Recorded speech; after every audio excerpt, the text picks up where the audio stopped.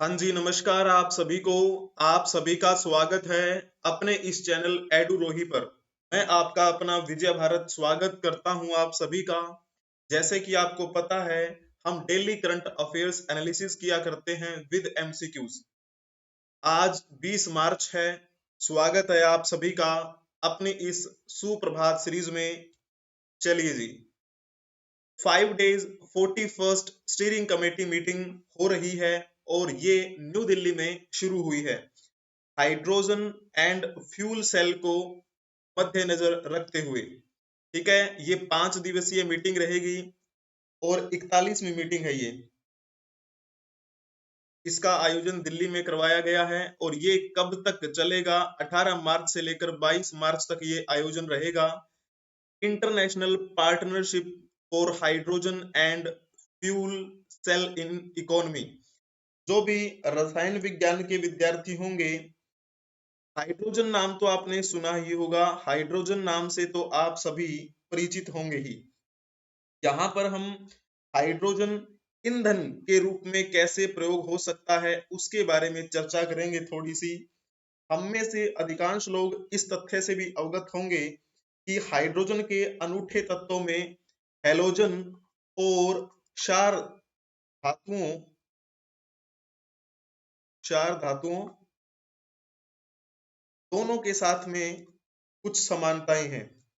Hydrogen को ईंधन के रूप में प्रयोग किया जाए, इस बात की लोकप्रियता दिन ब दिन बढ़ती जा रही है ना। इसके पीछे कारण क्या है? क्योंकि हाइड्रोजन को जब हम ईंधन के रूप में इस्तेमाल करेंगे तो इसमें भरपूर मात्रा में ऊष्मा की प्राप्ति होगी, यानी कि हीट जनरेट होगी। हाइड्रोजन ईंधन सेल, हम में से अधिकांश लोगों में यह भी जानना एक आश्चर्यजनक तथ्य हो सकता है कि यह ईंधन के रूप में इस्तेमाल करने से डीजल और पेट्रोल की तुलना में अधिक ऊर्जा रिलीज कर सकता है। तो इसीलिए क्या है, इसकी डिमांड जो है वो दिन ब दिन बढ़ती ही जा रही है। और हाइड्रोजन ईंधन सेल की दक्षता की बात की जाए पेट्रोल की तुलना में, तो ये 3 गुना अधिक है, 3 गुना। साथ ही पेट्रोल के उपयोग की तुलना में इस ईंधन के जलने से कम प्रदूषक तत्व, यानी कि पर्यावरण जो प्रदूषण को इंक्रीज करते हैं, वो तत्व इसमें से कम रिलीज होते हैं। ठीक है, एक तो क्या है, हीट ज्यादा जनरेट करेगा, पेट्रोल की तुलना में दक्षता भी इसकी अधिक है और कम प्रदूषक तत्व जो हैं वो इससे उत्पन्न होते हैं। एक क्वेश्चन आपसे पूछेंगे भी, उससे पहले थोड़ा सा एक सेकंड पहले इसके बारे में बात कर लेते हैं। आई यानी कि इंटरनेशनल IPHE, ये इनकी ऑफिशियल वेबसाइट है।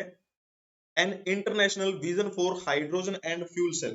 तो हाइड्रोजन एंड फ्यूल सेल को ध्यान में रखते हुए अंतरराष्ट्रीय स्तर पर ये विजन लेकर चले हैं कि किस प्रकार से हम नई नई जो टेक्निक है उनको ला सकते हैं और किस प्रकार से जो ईंधन है उसको हम प्रयोग में लाएं। तो एक क्वेश्चन जो है वो पहले आप बताइए, फिर थोड़ा सा एक्सप्लेन भी कर देंगे। हाइड्रोजन ईंधन सेल वाहन विकास के रूप में निम्नलिखित में से एक का उत्पादन करते हैं। ये जो क्वेश्चन है वो आपका यूपीएससी में पूछा गया था एक बार। जल्दी से बता देंगे कौन सा इसमें से ठीक रहेगा। तो जिन्होंने इसमें से ऑप्शन टिक किया होगा, ऑप्शन सी उनका बिल्कुल ठीक रहेगा, H2O। तो सबसे पहले जब हम हाइड्रोजन की बात कर रहे हैं, थोड़ा सा तो मैंने आपको बताया, हाइड्रोजन को जब हम ईंधन के रूप में इस्तेमाल करेंगे तो इस ईंधन की कोशिकाओं को जलने के लिए क्या होगा, ऑक्सीजन की आवश्यकता पड़ेगी, है ना। किसी भी चीज को जलने के लिए ऑक्सीजन की आवश्यकता होती है। तो ईंधन कोशिकाओं में से ये जब हम जलाएंगे तो एक तो होगा कम प्रदूषक तत्व उत्पन्न होंगे, हमारे पर्यावरण के लिए ये ठीक रहेगा। हम इलेक्ट्रिसिटी प्रोड्यूस कर सकते हैं इनके प्रयोग से। और जब हाइड्रोजन और ऑक्सीजन जब मिलेंगे तो क्या उत्पन्न होगा, H2O। एक उत्पाद बनेगा, यानी कि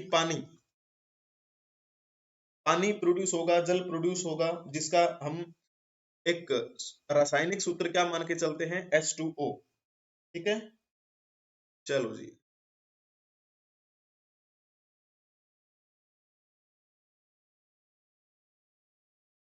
नेक्स्ट न्यूज की तरफ हम चलते हैं।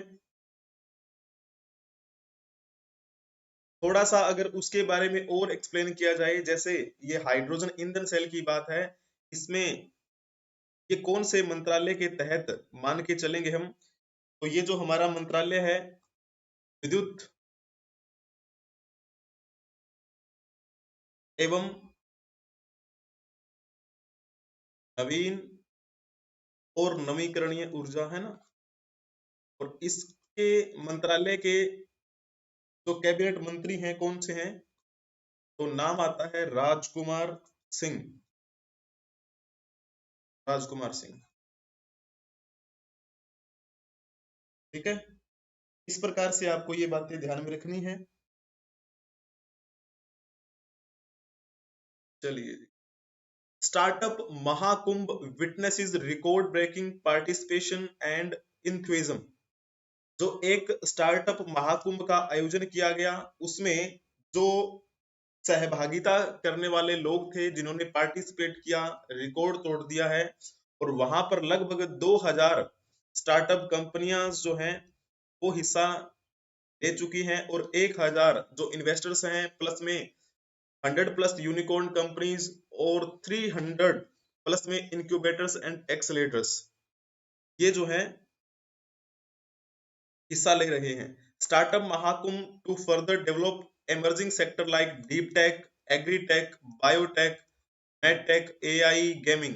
तो इन मुद्दों पर ध्यान रखने के लिए, या इन मुद्दों में हम कितना बेहतरीन कर सकते हैं, इन सभी को ध्यान में रखते हुए सभी वहां पर एकत्रित हुए हैं। और ये जो कार्यक्रम है, ये किसके द्वारा आयोजित करवाया गया है, कुछ जैसे कि हम बात करते हैं एस्कॉम की, नेस्टकॉम की, bootstrap incubation advisory foundation, TIE, Indian venture and alternate capital association. तो इन सभी के द्वारा, इन सभी के कोलेब्रेशन से ये आयोजन जो है वो करवाया जा रहा है। It is supported by department of for promotion of industry and internal trade, DPIIT। ठीक है, और MEIT, startup hub and invest India. तो इस स्टार्टअप महाकुंभ की बात करें तो कौन कौन से राज्य हैं जिन्होंने हिस्सा लिया है, जैसे बात करते हैं बिहार की, राजस्थान, मेघालय, कर्नाटक, केरल।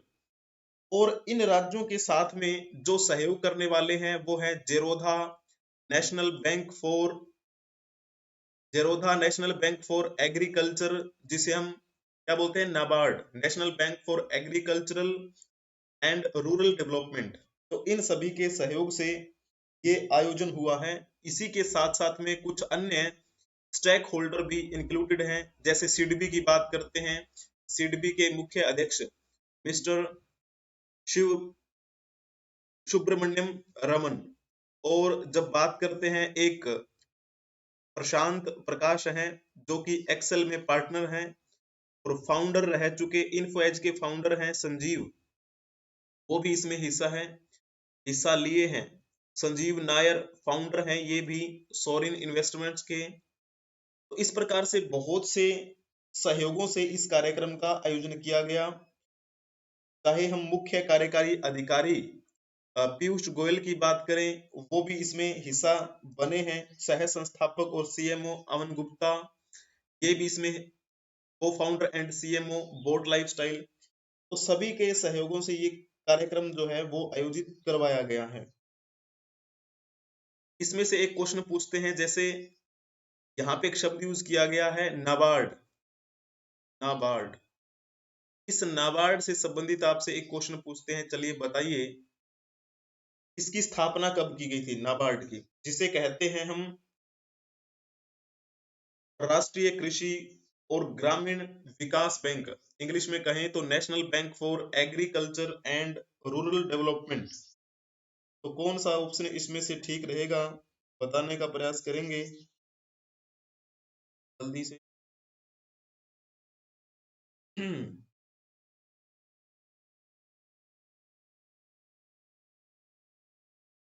नाबार्ड, नाबार्ड का अगर नाम से ही अगर पता लगाया जाए तो बड़ा आसान सा है, नाम से ही पता लग रहा है ना, किसके लिए प्रयोग होता होगा?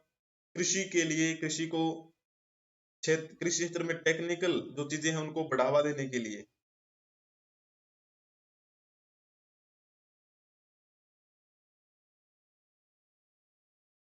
जिन्होंने इसमें से ऑप्शन टिक किया होगा 1982, उनका बिल्कुल ठीक रहेगा। कब की बात है ये? बात है 12 जुलाई 1982। भारत में ही इसकी शुरुआत हुई थी, ठीक है। और जब बात करते हैं इस नाबार्ड के मुख्यालय की, तो नाबार्ड का जो मुख्यालय है वो है आपका मुंबई में, मुंबई में मुख्यालय है। और राज्यों की बात करें या फिर जो संघ क्षेत्र, संघ राज्य क्षेत्र हैं, उनमें लगभग कहा जाता है कि इनके क्षेत्रीय कार्यालय भी हैं 30+ में। चलिए, इस प्रकार से आपको ये बातें ध्यान में रखनी है। नेक्स्ट न्यूज की तरफ हम आगे बढ़ते हैं। तो जो रेलवे ने 1230 करोड़ रुपए कमाए हैं, जो वेटिंग लिस्ट होती है उनको कैंसिल करते हुए पिछले 3 सालों में, ठीक है। इंडियन रेलवे क्लॉक्ड अर्निंग, मान के चलो कि आप रेलवे की यात्रा करना चाहते हैं, रेल की यात्रा, आपको समय नहीं मिल पाया टिकट लेने के लिए, पहले आप टिकट नहीं ले पाए थे, तो फिर आप जल्दबाजी में एक टिकट लेते हैं जिसे हम क्या बोलते हैं, तत्काल टिकट, है ना। और कई बार रेल जो आपकी जा रही होती है उसमें पैसेंजर सीट अवेलेबल नहीं होती है या फिर वेटिंग में चल रही होती है, तो वो आपको क्या बोलते हैं कि आपको टिकट मिल जाएगी, वेटिंग की टिकट मिलेगी, ठीक है। अगर किसी ने कैंसिल करवा दी तो आपको मौका मिल सकता है यात्रा करने का। लेकिन कई बार ऐसा होता है कि आप टिकट कटवा लेते हैं, फिर भी क्या है, वो कैंसिल कर दी जाती है। अगर कैंसिल कर दी जाए तो ऐसा तो है नहीं कि पूरे के पूरे पैसे आपको मिलेंगे, कुछ पैसा वो रख लेते हैं। आप खुद कैंसिल करवाएंगे तो भी वो रख लेते हैं, कुछ परसेंटेज काट के आपको वापस दे देते हैं। तो इस प्रकार से टोटल जो कैंसलेशन से जो रुपया कमाया है, 1230 करोड़ तकरीबन तकरीबन, ठीक है। 2021 से लेकर 2024 तक का आंकड़ा है ये। और ये रिवील कैसे हुआ? तो ये आरटीआई लगाई गई, जिसे हम क्या बोलते हैं, राइट टू इंफॉर्मेशन एक्ट, ठीक है, आरटीआई। तो ये जो आरटीआई है वो फील्ड कहाँ से की गई थी? मध्य प्रदेश से, ठीक है। विवेक पांडे जो हैं उन्होंने इस स्रोत को पाने के लिए प्रयास किया। तो आरटीआई जो है उसके बारे में थोड़ा सा आप बताने का प्रयास करेंगे। आरटीआई, आरटीआई अधिनियम रिक्त स्थान में अधिनियमित किया गया। कौन सा ऑप्शन इसमें से ठीक रहेगा? Right to information act was enacted in, जिन्होंने इसमें ऑप्शन टिक किया होगा, ऑप्शन बी उनका बिल्कुल ठीक रहेगा। ये बात है 15 जून 2005 की। 15 जून 2005 को सूचना का अधिकार यानी आरटीआई एक्ट अधिनियमित किया गया। लेकिन ये लागू कब हुआ था? तो ये लागू हुआ था 12 अक्टूबर 2005 को। 12 अक्टूबर 2005 को लागू हुआ, ठीक है। इस अधिनियम के तहत क्या क्या प्रावधान है, इसके क्या क्या फायदे हैं? तो इस आरटीआई अधिनियम के तहत नागरिकों को सामान्य प्रकृति की सूचना प्राप्त करने का अधिकार है, ठीक है। मान के चलो सरकार क्या काम कर रही है, ठीक है, तो उससे संबंधित जो सूचना है वो नागरिक प्राप्त कर सकते हैं। इससे फायदा क्या होगा? इससे फायदा ये होगा कि पारदर्शिता बनी रहेगी, ठीक है। और जो भी आपने चुनकर गवर्नमेंट सेक्टर में भेजा है किसी नेता को, तो वो भी क्या है, आपके प्रति जवाबदेही बनाए रखेंगे, है ना। तो उनको पता लगेगा कि हाँ, इंफॉर्मेशन जनता तक पहुंच रही है। तो इस प्रकार हर सेक्टर में ये हो रहा है। लेकिन जब हम शुरुआती दौर की बात करते हैं आरटीआई के बारे में, आरटीआई सूचना का अधिकार, ये जो अधिनियम है ना, इस अधिनियम को सबसे पहले अपने राज्यों के स्तर पर भी लागू कर दिया गया था। ये बात है 1997 की, और 1997 में सबसे पहले राज्य स्तर पर इसे लागू करने वाला कौन था? तमिलनाडु। फिर कहा जाता है कि इसके बाद में गोवा जो है वहां पर भी इसकी शुरुआत हुई, फिर कर्नाटक में भी इसकी शुरुआत हुई, और राजस्थान में इसको 2000 में क्या किया गया था? लागू किया गया, राजस्थान राज्य स्तर पर। तो इस प्रकार आपको ये पॉइंट ध्यान में रखना है। चलो जी, next, world meteorological organisation confirm 2023 जो है ना, WMO, WMO ने घोषित किया है 2023 को सबसे गर्म साल, यानी कि हॉटेस्ट ईयर WMO के द्वारा घोषित किया गया। जब हम बात करते हैं WMO की, जो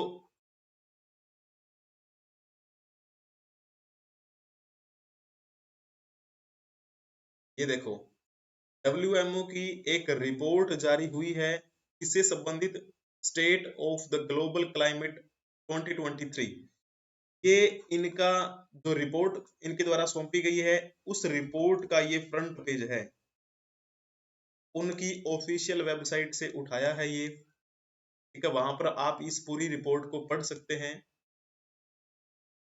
इससे संबंधित, ठीक है। तो उन्होंने कहा है कि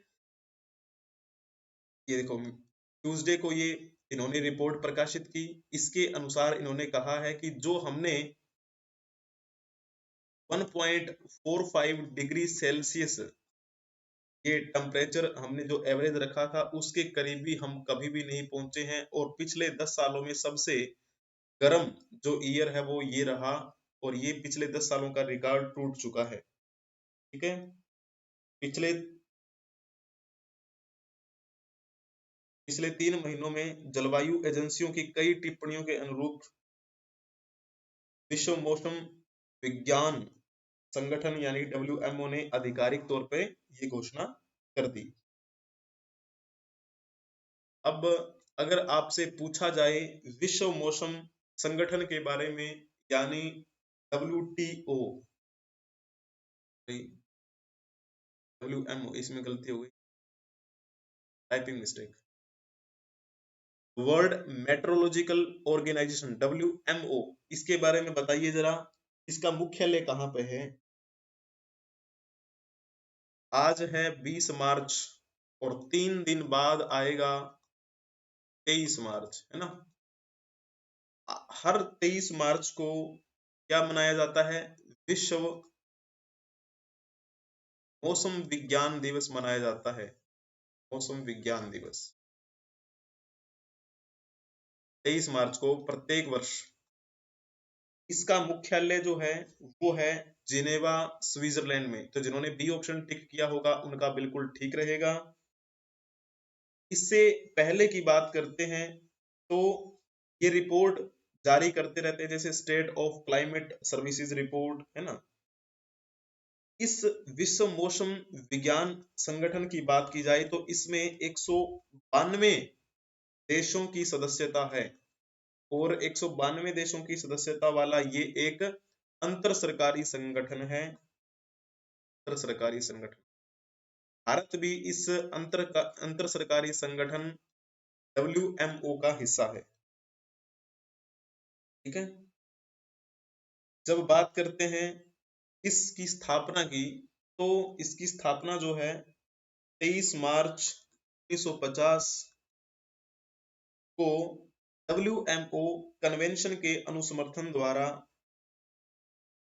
संयुक्त राष्ट्र की एक विशेष एजेंसी के रूप में स्थापित किया गया, ठीक है इसको। तो ये पॉइंट आपको ध्यान में रखना है। जब बात करते हैं न्यूयॉर्क संयुक्त राज्य अमेरिका की, तो वहां पर किसका है? UN का, ठीक है। तो इस प्रकार सेकंड, चलो जी, नेक्स्ट चलते हैं UN, United nation. International day of happiness, जैसे कि आज क्या है, आज 20 मार्च है, 20 मार्च को अंतरराष्ट्रीय प्रसन्नता दिवस के रूप में मनाया जाता है। और ये किसके द्वारा है? यूएन के द्वारा। तो हंसते रहना चाहिए, है ना। किसी प्रकार की कोई भी चिंता हो तो उनसे उभरना हमें आना चाहिए। और ये इन्होंने टिप्स दिए हैं, यूएन की ऑफिशियल वेबसाइट पर आपको मिलेंगे। एक्सरसाइज रेगुलरली, हमेशा आप नित्य प्रति एक्सरसाइज करें, अच्छा खाना खाएं, ठीक है, ईट हेल्दी, अच्छा खाना हो। और टॉक अबाउट यूर फीलिंग्स, अपनी भावनाओं के बारे में भी दूसरों से बातचीत करें, अकेले ही अकेले अपने मन में बातों को न रखें। लिमिट अल्कोहल इनटेक, अगर आप शराब पीते हैं, लत है, लेकिन थोड़ी कम पिए। फिर वो होता है अपने ज्योग्राफिकल रीजन की बात, कहीं ज्यादा ठंड पड़ती है तो वहां के जो लोग हैं वो शराब पीते हैं, लेकिन जहां आवश्यकता ही नहीं वहां वाले लोग पिएंगे तो ये तो गलत ही बात है फिर, है ना।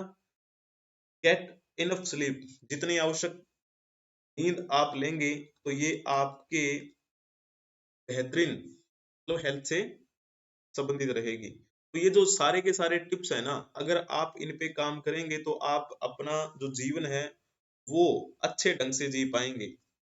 और जब जीवन अच्छा होगा तो कुछ भी हम कर सकते हैं, चाहे वो बात हो नौकरी लगने की, चाहे बात हो पैसा कमाने की, चाहे बात हो बिजनेस की, चाहे हो परिवार चलाने की, है ना। सब चीजों में आप परफेक्ट कर सकते हैं, बशर्ते आप इन कुछ पहलुओं पर ध्यान रख रहे हों तो।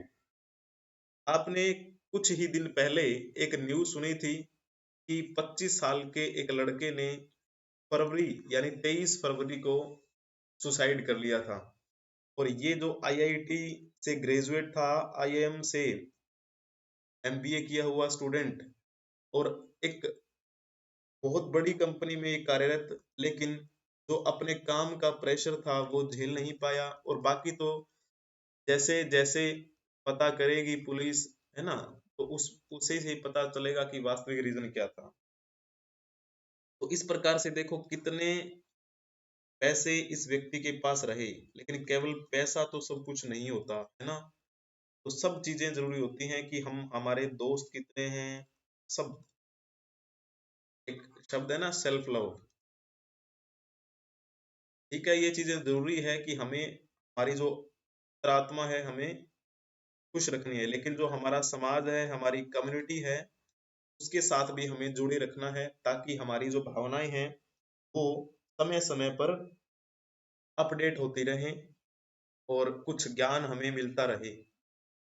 अब जो वर्ल्ड हैप्पीनेस रिपोर्ट 2024 जो है वो आज 20 मार्च को रिलीज होने वाली है, 12 बजे दोपहर को 12 बजे रिलीज कर दी जाएगी कि कितने विश्व में हैप्पीनेस रिपोर्ट की कौन से इंडेक्स में कहाँ स्थान पे रखते हैं।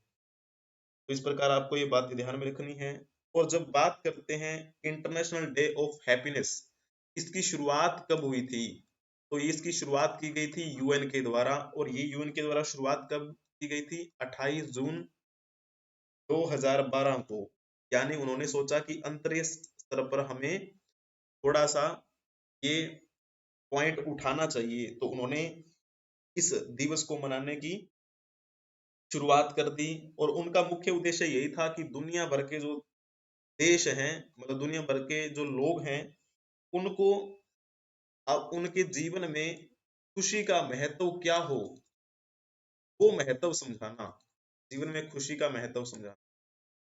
ये पॉइंट वैसे तो बहुत छोटा है न्यूज की दृष्टि से, लेकिन हमारे जो बाकी हम बात करते हैं एग्जाम की, एग्जाम क्वालिफाई करने की, या फिर टाइम मैनेजमेंट की, परिवार वालों के साथ मिलने जुलने, हर पॉइंट से ये जो बातें हैं वो आपको जोड़नी है, इसीलिए मैंने थोड़ा सा एक्सप्लेन किया है। 2015 में संयुक्त राष्ट्र ने 17 सतत विकास लक्ष्य लॉन्च किए थे जीवन को खुशहाल बनाने के लिए, कि आप किस प्रकार से अपने जीवन में खुशहाली ला सकते हैं। अब एक क्वेश्चन आपसे पूछते हैं कि जो हम बात कर रहे हैं इंटरनेशनल डे ऑफ हैप्पीनेस की, ठीक है, यानी कि जो रिपोर्ट अभी आने वाली है इंटरनेशनल डे 12 बजे आज ही, जो अंतर्राष्ट्रीय प्रसन्नता दिवस 2024 है उसका विषय बता दीजिए, ऑफिशियल थीम क्या है इसकी। दो ही ऑप्शन दिए हैं ताकि आपको सिंपल सा लगे। आपकी जो प्रोबेबिलिटी है इस क्वेश्चन को ठीक करने की वो है 50%, है ना, 1/2।